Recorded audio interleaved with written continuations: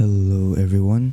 So in today's video, I will show you guys on how to refund a game on Steam. So first, click on your profile right here at the top right corner, click on it, and then go to account details. And then once you're there, go to view purchase history. And make sure if you're gonna refund the game, make sure it has less than 2 hours of playtime, and when you refund it, make sure it's less than 2 weeks since you bought it. And then once you have chosen the game, just click on it and then choose this option right here that says I would like a refund, and then press on I'd like to request a refund, and then choose which method you want to return your money to. So you can either return it to your Steam wallet or any mode of payment that you use. So this could be on your debit card, PayPal, etc. So for now, I'll refund it to my Steam wallet. And then at this tell us why section, state the reason why you want to refund the game. So I'll choose that the game is not fun, and then you can add more reasons over here on why it is not fun. So we can say I expected it to be more fun, but it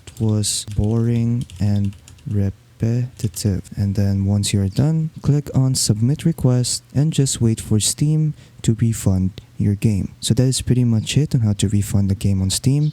So hope you guys enjoyed the video. Don't forget to leave a like and subscribe for more tech tips. That is all.